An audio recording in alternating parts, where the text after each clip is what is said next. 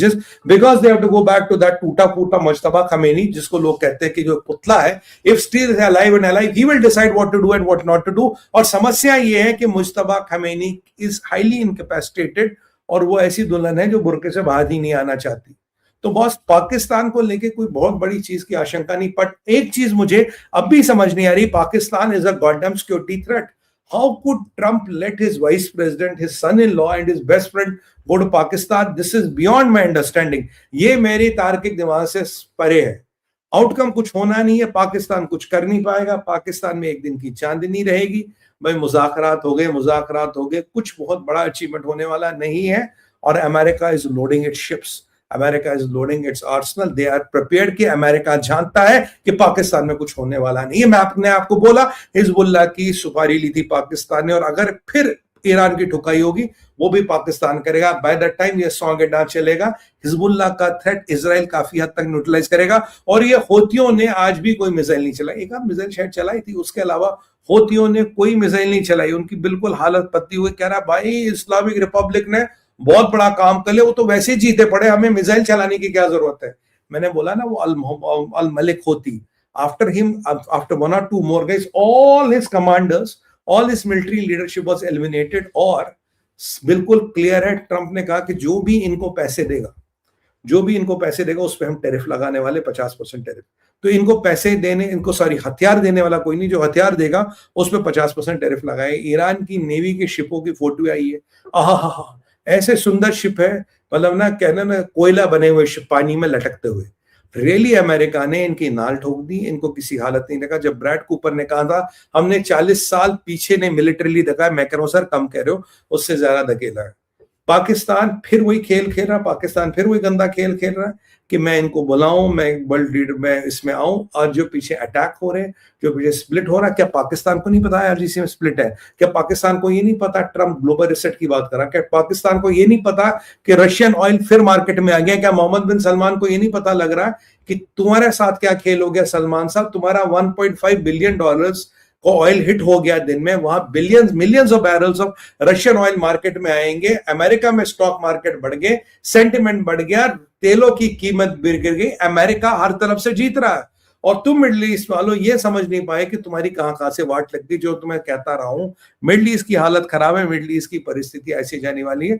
अगर मैं आपको सेंटकॉम के चेयरमैन की बात को कह रहा, 13,000 मिलिट्री टारगेट्स, 4,000 डायनेमिक टारगेट्स हमने हेड किए हैं, और हमने करीब इनके 80% ऑफ डिफेंस सिस्टम्स को डिस्ट्रॉय किया। 1500 टारगेट हमने मिसाइल, बैलिस्टिक मिसाइल की 450 फैसिलिटीज को डिस्ट्रॉय किया है, और हमने यूएवी स्टोरेज की 800 फैसिलिटीज को डिस्ट्रॉय करके हम बैठे हैं। अब बताइए, what do you expect them to do in this? Lebanon में 1000 किलोमीटर का बफर एरिया घोषित कर दिया गया है, और ट्रंप ने बहुत क्लियर इंस्ट्रक्शंस दिए, ये आपका पैरामीटर है, इसके अंदर नेगोशिएट कर सकते हैं। नेटो को लेके आज फाइनेंशियल एक्सप्रेस में भी खबरें आ रही है कि भाई नेटो टूट सकता है, नेटो टूटने के कगार पे। ये मेरा असेसमेंट नहीं है, अमेरिका का मीडिया, यूरोप का मीडिया खुद कह रहा है नेटो की हालत खराब है, they are on the verge of breaking. और यहाँ पे ये सब चल ही रहा, ये फ्रांस के लोगों को इतनी मिर्ची लगी है इजराइल को लेके, ये फिर जहाजों में बैठ के गाजा जा रहे प्रोटेस्ट करने। अब आपकी वो ग्रीटा थनबर्ग कहां से निकल आएगी मुझे नहीं पता।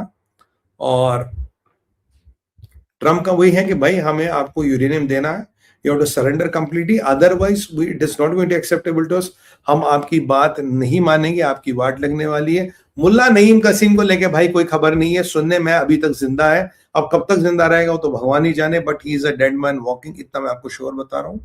अरे हाँ, चाइना में एक इंपॉर्टेंट डेवलपमेंट हुई, चाइना मौके पे चौके मार रहा है, क्योंकि ऐसा माना जाता है चाइना ने ईरान को धक्का दिया कि तुम जाके अमेरिका से इसलिए नेगोशिएट करो, नहीं तो जितना भी इन्वेस्टमेंट चाइना की ईरान में थी वो खत्म, ईरान की रिजीम खत्म, फिर तेरी कहानी शुरू हुई, नई स्टोरी बनानी थी। चाइना को तेल नहीं मिल पा रहा ईरान से, समस्या ये है। और कह रहा भैया तुम जाके नेगोशिएट करो, क्योंकि हमारी अर्थव्यवस्था बहुत हिट हो रही है। और यहां से जो चाइना के, और बिकॉज वो शहर है, जब ट्रंप वहां आएगा will use this as a leveraging point, देखो जी हमने आपका नेगोशिएशन कराया, this is the leverage we bring to the table. यहां से ताइवान की अपोजिशन की लीडर को चाइना ने बुलाया है अपने यहाँ, और वो बहन जी कह रही वहां जाके भाई ताइवान के पास तो 2 विकल्प है, पीस या वॉर। पीस यानी कि submit, become a part of mainland China, war यानी कि फाइट विद चाइना। तो ये शी जिनपिंग भी अपने दांव पेच खेलने लगा, चुपचाप नहीं बैठा। बाकी इनके अंडरग्राउंड इंस्टॉलेशंस को बहुत बर्बाद किया गया है, आज भी ले रहे हैं, और इनकी कुछ यूनिवर्सिटी के प्रोफेसर वगैरह भी मारे गए। स्ट्रेट ऑफ हॉर्मुज क्लोज्ड है। न्यूक्लियर इंस्टॉलेशंस के आसपास ये किलेबंदी कर रहे हैं, जो मेरे समझ से परे। वाई आर दे डूइंग किलेबंदी अराउंड न्यूक्लियर इंस्टॉलेशंस? अब कुछ तो वहां पे है। आईईए ने कभी ये कंफर्म नहीं किया वहां रेडिएशन लीक नहीं है। क्या वहां रेडिएशन लीक है कितना है, क्या हुआ, नो बडी नोज। अरे इनके हिजबुल्लाह के बहुत कमांडर मार दिए भाई, कितने मारोगे अब? कल तेरे 200 से ज्यादा कमांडर हमने मार दिए।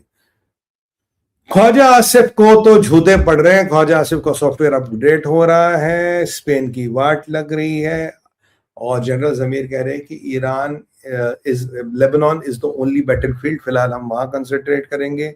ज़ेलेंस्की भाई खुश हो रहा है, मेरा माल बिक रहा है। And what else?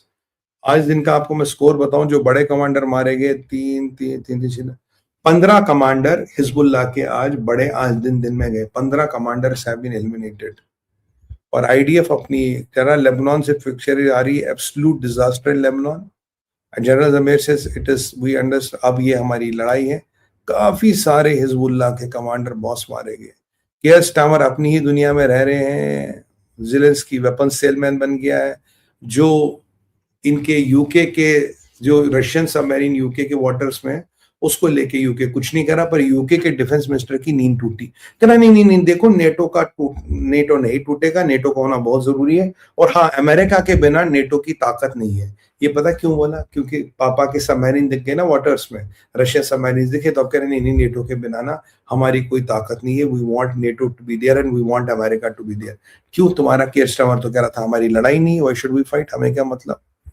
और UAE is really getting aggressive, कह रहा भाई ऐसे चीज नहीं चलेगा, अगर स्ट्रेट ऑफ हॉर्मुज नहीं खुलेगी, विल नॉट एक्सेप्ट दैट। ये स्ट्रेट ऑफ हॉर्मुज आपको हमें खोल के देना पड़ेगा। Surprisingly Russian tanker has pass through strait of Hormuz, Chinese tankers are not able to pass through strait of Hormuz. ये भी एक आपको विचित्र बात बताऊं। और इजराइल ने अब बेरूत तक इवैक्यूएशन नोटिस दे दी, बेरूत तक, बेरूत के सबब्स में भी बोल दिया भैया खाली करके जाओ, because we are going to hit you. Reza Pahlavi कह रहा है कि भाई American industrialist are ready to invest in Iran, अगर ये सरकार, ये जहादी रेजिम हट जाए तब तक इन्वेस्टमेंट नहीं आएगा। I have talked to lot of people, they are ready to invest in Iran. बाकी स्कॉट बेसन का भी कोई स्टेट चलो वो इंपॉर्टेंट नहीं है।